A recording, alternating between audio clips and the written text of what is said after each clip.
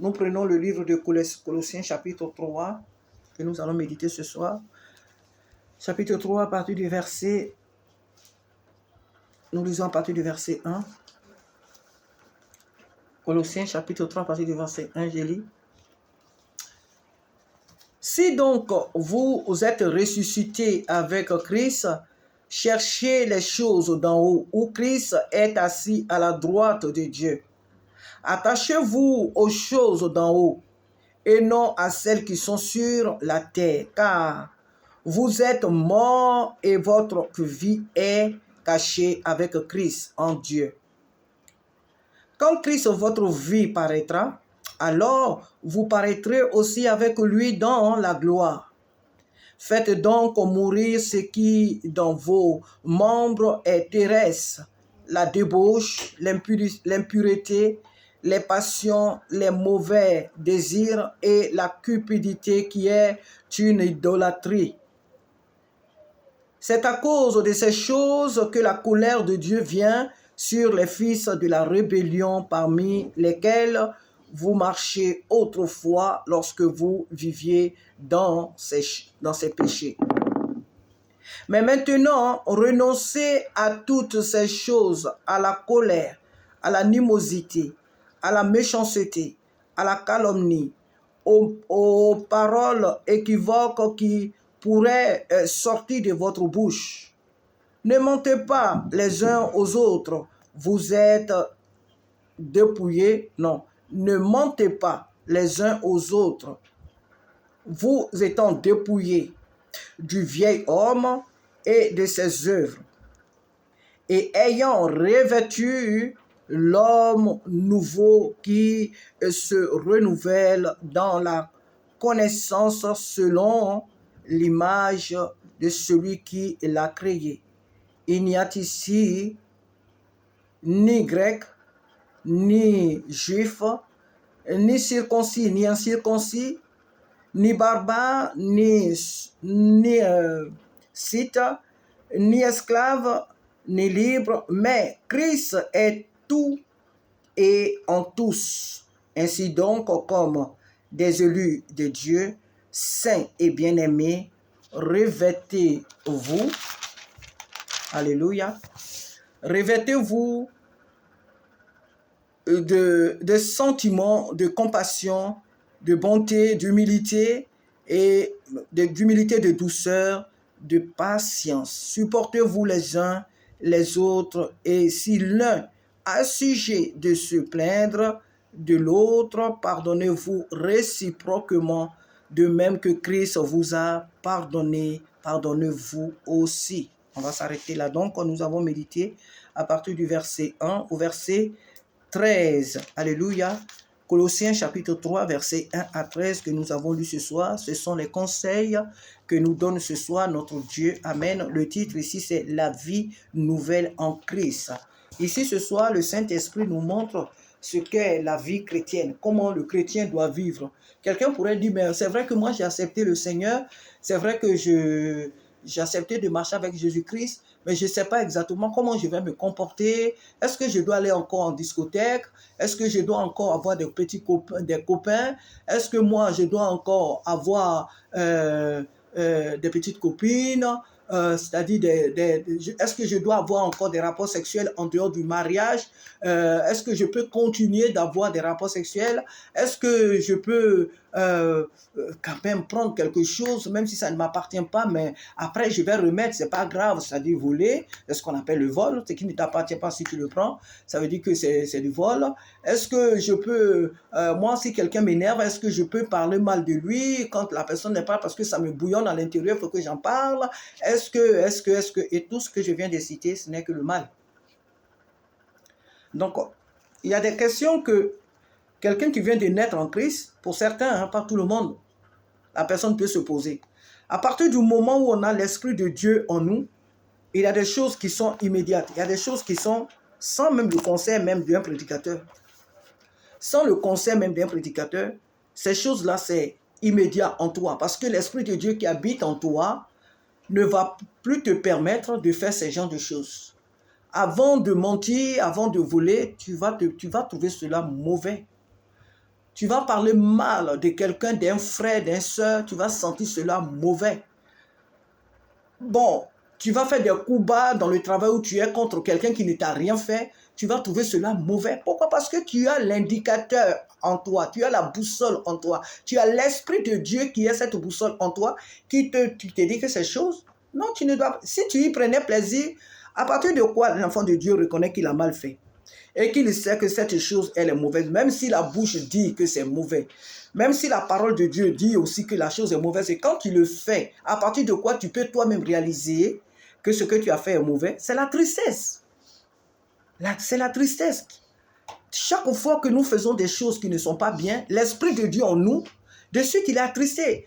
Quand un enfant de Dieu, je parle des véritables enfants de Dieu, quand tu as fait quelque chose qui n'est pas bien, ça peut paraître anodine, ça peut paraître, je sais pas, banal, mais quand Dieu n'approuve pas une action que tu poses, de suite là, tu ressens la tristesse. Une tristesse t'envahit. Et là, tu sais que non, ce que je viens de faire, c'est pas bien. L'Esprit de Dieu en moi n'est pas...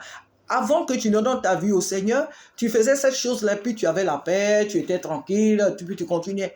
Mais depuis le jour où tu as accepté le Seigneur, et quand tu fais quelque chose qui n'est pas bien, tu te sens mal. Et bien, c'est ça la véritable conversion. Si un enfant de Dieu se dit qu'il est enfant de Dieu et qu'il fait ces choses que la Bible vient de dire, et puis tu es à l'aise, tu as des petits copains, copines, tu sors, tu rentres, tu vas au cinéma regarder des films qu'il ne faut pas regarder, moi je ne peux pas comprendre. Sincèrement, je ne peux pas comprendre que quelqu'un qui se dit chrétien ou chrétienne se lève ou prend son argent et s'assoit dans un cinéma et regarde du n'importe quoi. La Bible dit sortez du milieu d'eux. Sortez du milieu d'eux. On n'est plus du monde pour faire ce que le monde fait.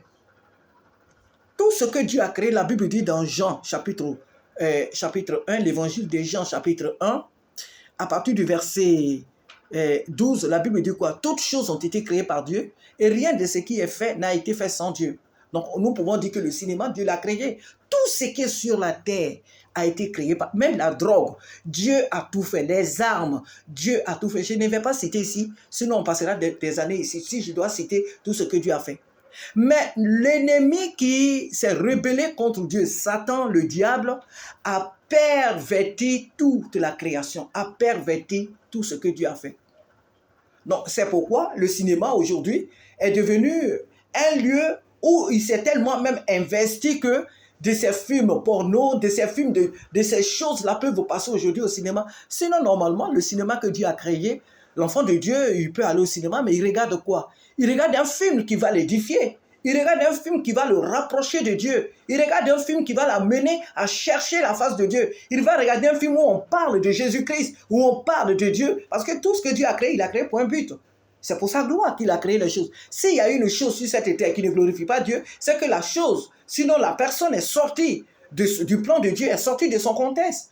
Tout ce qui ne loue pas Dieu sur la terre est sorti de son contexte pour lequel Dieu l'avait créé. Donc, quand est-ce que moi je vois qu'il y a des chrétiens qui vont même s'asseoir au cinéma pour regarder des films qu'on appelle Avatar, qui vont s'asseoir au cinéma pour regarder des films, je ne sais pas. L'Esprit de Dieu en moi m'indique, me parle. Et si vraiment j'écoute l'Esprit de Dieu, il y a des choses que auxquelles je ne peux pas m'adonner. Quand je rentre dans ce genre de choses et que je sors, c'est comme si je suis allé dans une boîte de nuit. Donc quand je vais dans ce genre de choses, dans ces milieux et que je sors, qu'est-ce que je prouve? La joie. Je prouve la joie d'avoir regardé un film qui ne parle pas de Jésus. Ce n'est pas une façon de dire que, ah non, on exagère, le chrétien doit jouer, on doit jouer, n'empêchez pas les gens d'aller jouer, n'empêchez pas les gens de faire ce... Non, non, non. Quand tu as accepté Jésus, et je sais de quoi je parle, quand tu as accepté Jésus-Christ comme ton Seigneur et ton Sauveur, la vie chrétienne ne devient pas. Quand on te dit non, la Bible te dit ça, tu ne fais pas. L'Esprit de Dieu te dit ça, tu ne fais pas. Cela ne veut pas dire que c'est pour t'étouffer. Au contraire, tu éprouves même une joie d'honorer Dieu. Tu éprouves une joie de rester même avec Jésus-Christ. Si tu devrais t'enfermer là. Tu éprouves même une grande joie d'être avec Jésus-Christ. C'est la Bible qui dit sortez du milieu d'eux. Ne touchez pas à ce qui leur appartient. Sortez du milieu d'eux. Quel rapport y a-t-il entre le monde et l'Église? Quel rapport y a-t-il entre le diable et Jésus-Christ? Quel rapport y a-t-il entre la lumière et les ténèbres? Il dit, si donc vous êtes ressuscité avec Christ, cherchez les choses d'en haut, où Christ est assis à la droite de Dieu. Attachez-vous aux choses d'en haut et non à celles qui sont sur la terre. Car vous êtes morts et votre vie est cachée avec Christ en Dieu. Le chrétien ne joue pas avec le péché. Il y a des choses que, quand on dit, la Bible dit aux chrétiens, non, ne fais pas ça, ne fais pas ça, et que les hommes de Dieu qui apportent la parole de Dieu le répètent, eh bien, certaines personnes trouvent que oui, non, ils en font trop. Ils veulent faire croire que c'est eux seuls qui connaissent la Bible, que c'est eux seuls qui aiment Dieu, que eux ils n'ont pas de péché, qu'ils sont aussi ceux-là, ils sont trop spirituels. C'est pas question d'être trop spirituel. Que chacun de nous s'efforce. Tous nous avons le péché. Tous nous péchons. Tous nous faisons des erreurs, bien sûr. Tous. Il n'y a pas un seul. La Bible dit, tous ont péché, sont privés de la gloire de Dieu. Et un seul sauveur, c'est Jésus-Christ. Tous nous avons des défauts. Tous nous tombons. Mais nous devons, la Bible dit clairement, hein, nous devons nous efforcer de faire ce qui est juste devant Dieu. Nous devons nous efforcer. C'est de cela qu'il est question. Ce n'est pas question de dire que oui, laissez respirer les gens, laissez respirer les gens. Là. Tu vas un jour rester dedans. Jésus revient où la mort te trouve dedans, tu vas en enfer. Là où tu veux respirer, là, tu iras en enfer. Là où tu veux qu'on te laisse respirer, là où tu penses qu'on te coince trop, on veut te faire croire que la vie chrétienne, c'est sûr. Un enfant de Dieu, c'est un enfant de Dieu. Un païen, c'est un païen. Nous sommes dans le monde, mais nous ne sommes plus de ce monde. Donc, ce que ce monde fait, nous ne le faisons pas. Même si nous avons les mêmes lieux de travail, même si nous allons sur les mêmes supermarchés, même si nous buvons la même eau, même si nous buvons la même boisson, même si nous fréquentons certains lieux, ça dit le travail, les marchés et autres, il y a des lieux où le monde va et que nous ne devons pas y aller. Il y a des fréquentations que nous ne devons plus avoir parce que nous sommes le peuple de Dieu. Parce que nous sommes le peuple de Dieu. Et un enfant de Dieu ne se distingue pas tout simplement parce que, pour ce qu'il dit, s'il dit qu'il est enfant de Dieu, mais pour ce qu'il fait, pour les actes qu'il pose. C'est à travers tes actes, c'est à travers ta manière de vivre qu'on trouve que tu es un enfant de Dieu. Ce n'est pas le fait que tu dises que oui, je suis enfant de Dieu, je suis un enfant de Dieu, je suis un enfant de Dieu, c'est bien beau. La Bible nous dit quelque part que le diable sait que Dieu est Dieu, cependant, il tremble, les démons tremblent. Satan tremble devant Dieu parce que il sait qui est Dieu, mais il tremble. Donc, il y a beaucoup de personnes qui peuvent se dire que oui, je suis Dieu, je suis enfant de Dieu, mais après quoi? Ton caractère ne le demande pas. Tu vas là où moi, qui ne connais pas Dieu, je vais. Tu fais ce que moi, qui ne connais pas Dieu, tu fais les mêmes choses que moi. Alors, où est la différence? Il n'y a pas de différence, même si tu chantes matin, midi et soir que tu es enfant de Dieu. Pour moi, tu ne l'es pas. À partir du moment où tu fais ce que moi, qui ne le suis pas, je fais. Donc, tu ne l'es pas. Donc, si nous sommes morts avec Christ, au péché, nous sommes aussi ressuscités avec lui. Alléluia. Nous sommes aussi ressuscités avec lui. Il dit, quand Christ, votre vie, paraîtra, alors vous paraîtrez aussi avec lui dans la gloire. Faites donc mourir ce qui, dans vos membres, est terrestre et débauche, l'impureté, les passions, les mauvais désirs et la cupidité, qui est une idolâtrie. C'est à cause de ces choses que la colère de Dieu vient sur les fils de la rébellion. Donc, les chrétiens légers, là, qui sont dans la maison de Dieu, qui fatiguent comment on appelle leurs leaders. Ah oui, la vie chrétienne, il faut se détendre. La vie chrétienne, ce n'est pas un habit qu'on essaie. La vie chrétienne, ce n'est pas un habit qu'on essaie. Je vais essayer, si ça me va, je garde. Si ça ne me va pas, je laisse. Ou tu es chrétien, ou tu ne l'es pas. On ne dit pas parce que tu es chrétien, tu n'as plus de fautes. Moi qui suis là, j'en ai plein. Mais la vie chrétienne, ce n'est pas un essai. Non, je vais essayer d'être chrétien ou chrétienne. Si ça va, si ça me convient, je reste. Si ça ne me convient pas, je laisse. On ne sait pas Dieu, on ne sait pas Jésus. Ou tu es chrétien, tu le restes, ou tu ne l'es pas, tu ne l'es pas. Et quelqu'un en Côte d'Ivoire pouvait dire un pied dedans, un pied dehors, dehors. Oui, parce que Dieu dit quoi même dans l'Apocalypse? Tu n'as ni chaud, ni froid, et je te vomirai de ma bouche. Donc vraiment, que le Seigneur nous aide. Ce passage, celui qui veut le relire, Colossiens chapitre 3, à partir du verset, tout le chapitre, il est nécessaire qu'on le lise. Donc ici, c'est la vie nouvelle en Christ. Sachant que nous étions du monde et nous faisions ce que le monde fait. On n'avait pas Christ, on était sans loi, on était sans guide, on était sans berger, donc on faisait ce qu'on voulait et on se plaisait dans ces choses, quand bien même qu'elles étaient une prison, quand bien même qu'elles étaient une souffrance, mais dans notre ignorance, on se plaisait dans ces choses, croyant que c'était la belle vie que nous menions, alors que nous étions tout droit sur le chemin de l'enfer. Nous étions très loin de Dieu. À partir du moment où Christ s'est présenté à nous et que nous l'avons accepté comme notre Seigneur Sauveur, oui, voici la véritable liberté. Nous sommes désormais des enfants de Dieu bénis, nous sommes libres. Quoique nous tombons, par sa grâce, nous pouvons nous relever et continuer la marche. Mais nous ne devons plus avoir goût à ce que nous avions vomi. Nous ne devons plus avoir goût à ce que nous avons abandonné pour dire que oui, en Christ, il faut être libre. Ah, non, il ne faut pas avoir un copain. Ah, il ne faut pas, pour les femmes qui ont mon âge, qui ne sont pas mariées. Ah non, il faut avoir un ami pour m'aider à payer mon loyer, pour m'aider à faire ça. Oui, il faut vivre une vie comme ça. Mais après tout, je demeure chrétien. La vie chrétienne, c'est une affaire de cœur. Ton cœur, là, Dieu n'en veut pas. Ton histoire de ton cœur soué, là, Dieu n'en veut pas. La vie chrétienne, ce n'est pas une histoire de cœur, même si c'est le cœur que Dieu regarde. Les gens qui te regardent, ils regardent d'abord ton intérieur. C'est Dieu qui voit le cœur. Mais ceux qui sont autour de toi, c'est toi qui le vois. C'est ta chair, ce sont tes actes que les gens jugent. C'est à travers tes actes qu'on reconnaît que tu es la lumière du monde. Ce n'est pas ton cœur. Donc, on peut dire que oui, l'affaire de Dieu, là, c'est une histoire de cœur.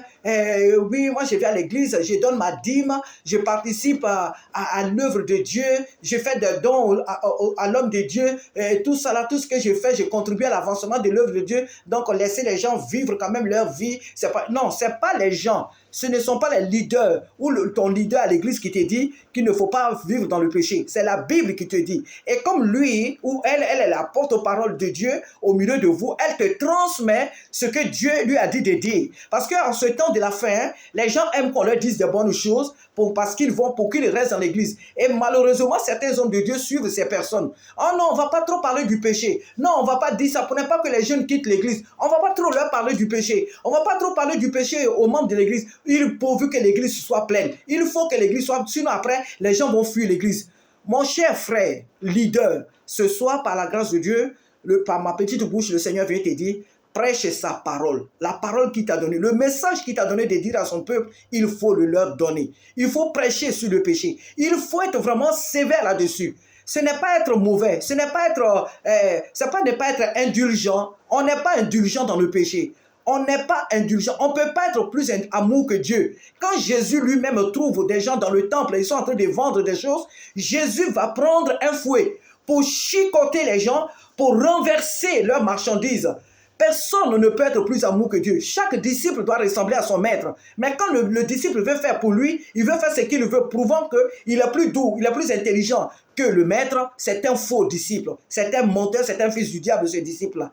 Jésus-Christ ne joue pas avec le péché. Et donc, il faut prêcher aux gens, il faut leur dire la vérité. Si la personne veut rester dans l'église, elle va rester. Si elle ne veut pas rester, mais qu'elle parte. Mais nous devons dire au peuple de Dieu de quitter le péché. Il y a beaucoup de personnes dans nos églises qui jouent avec le péché. Mais parce qu'on refuse de leur dire la vérité, on refuse de prêcher la parole de Dieu comme il faut, alors ces personnes-là se plaisent dans leur mal, elles sont assises là, et puis on est là, l'œuvre de Dieu, ça continue, on fait l'œuvre de Dieu, l'église, il y a plus de 200, 300 personnes, pourvu que l'église soit pleine, pourvu que la personne donne sa dîme, et c'est la vie chrétienne, alors que ces personnes-là sont sur le chemin de l'enfer. Vaut mieux avoir dans ton église même 4 personnes qui craignent Dieu, qui servent Dieu en esprit en vérité, qui craignent mais vraiment Dieu et qui vont au ciel, que d'avoir des milliers de personnes et il n'y a qu'au milieu de ces milliers de personnes, 2 personnes seulement qui sont conscientes de leur vie, de leur appel et qui vont aller au ciel, mais tout le reste qui vont en enfer.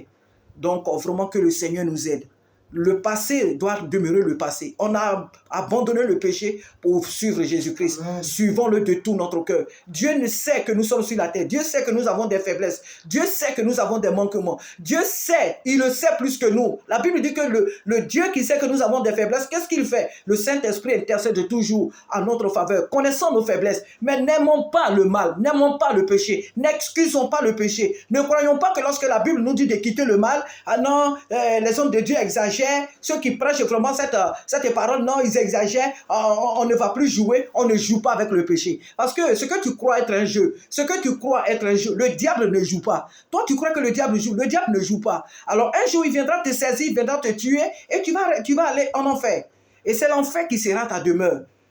Dieu ne joue pas. Et notre ennemi, le diable aussi, il ne joue pas. Donc, il ne faut pas plaisanter avec le péché. Il ne faut pas excuser le péché. Et même si dans ton église, ton pasteur te caresse dans le sens de tes poils là, toi, regarde dans cette parole et il faut la méditer, il faut la pratiquer. Et si dans cette église, il a pour habitude de caresser, d'excuser le péché, moi je dirais que ce n'est pas une église où il faut aller parce que c'est une église où tu perds ton salut, où tu perds ton âme. Donc, tu dois sortir de là et aller dans une église, même si là-bas, il n'y a pas de bling-bling, il n'y a pas des gens qui tombent, il n'y a pas des gens, même si là-bas, les gens ne parlent pas en langue, même si là-bas, oui bien, si les gens ne parlent pas en langue, mais que les gens craignent Dieu, les gens honorent Dieu, je préfère, ma chère soeur, mon cher frère, que tu ailles dans une église pareille, car là où on craint Dieu, c'est là qu'on trouve les fils de Dieu. Là où on ne craint pas Dieu, même si on parle en langue, même si les gens tombent, même si des miracles se font, ce n'est qu'une église de rébellion, ce n'est qu'une assemblée de rébellion, et Dieu en horreur ceux qui méprisent sa parole. Dieu honore celui qui l'honore. Notre passé reste notre passé. Notre passé reste le passé. Le chrétien n'a pas droit de se plaire dans ce qui est de ce monde. Le chrétien n'a pas droit d'excuser les choses qui sont de ce monde. C'est pourquoi ce soir, je prie que même si tu es tombé, au nom de Jésus, relève-toi. Ne te condamne pas, ne dis pas non, mais j'ai fait ça, c'est fini. Non, ce n'est pas fini. Le Seigneur te dit, mon fils, ma fille, il y a encore de l'espoir pour toi. Lève-toi et marche. Lève-toi et marche. Ne te couche pas dans ce mal. Je ne te condamne pas. C'est vrai que tu fais toujours les mêmes choses, je te pardonne. Mais est-ce ce désir en toi de ne pas refaire les mêmes choses? Ne te dis pas non, c'est pas grave. De toute façon, je ne peux plus. Non, tu peux y arriver parce que l'Esprit de Dieu en toi. L'Esprit de Dieu avec toi, donc tu peux abandonner ce péché. Tu peux abandonner ce mal. Tu peux avoir la vie d'un enfant de Dieu, d'un véritable enfant de Dieu. Non pas des chrétiens, parce que des crétins, mais un véritable chrétien ou chrétienne, des véritables enfants de Dieu. Tu peux y arriver. Même si par ce mal-là, tu tombes toujours, sache qu'il y a encore de l'espoir. Jésus-Christ est vivant et il te tend encore la main. Il veut que tu aies en toi la haine de ce mal-là, que tu le cries. Tu cries à lui, tu dis Seigneur au secours, viens et délivre-moi de ce péché. Que ce soit la masturbation, que ce soit la cigarette, que ce soit la drogue, que ce soit, je ne sais, la prostitution, la séduction et bien beaucoup de choses. Oui, il y a des gens qui viennent dans la maison de Dieu, mais qui sont encore attachés à ces choses. Donc, quel que soit ton mal, crie à Jésus-Christ, il peut te délivrer. Je ne viens pas ce soir par la bouche de Dieu. Je ne viens pas ce soir, Dieu ne vient pas ce soir par ma petite bouche pour te condamner. C'est pour te dire que quand on est devenu enfant de Dieu, on est devenu enfant de Dieu. Car la Bible dit quoi? Si quelqu'un est en Christ, il est devenu une nouvelle création. Les choses anciennes sont passées et toutes choses désormais sont devenues nouvelles. Amen. Amen, amen, amen. Donc que Dieu t'aide. Ne te laisse pas abattre. Même si là où je parle, que tu m'écoutes, tu me vois, tu es encore couché dans un mal quelconque, lève-toi. Jésus-Christ peut encore te délivrer. À lui seul soit toute la gloire. Si nous sommes morts avec Christ, nous sommes désormais aussi ressuscités avec lui par les eaux de baptême pour vivre une nouvelle vie. À lui seul soit toute la gloire au nom de Jésus-Christ. Amen. Amen, amen, amen.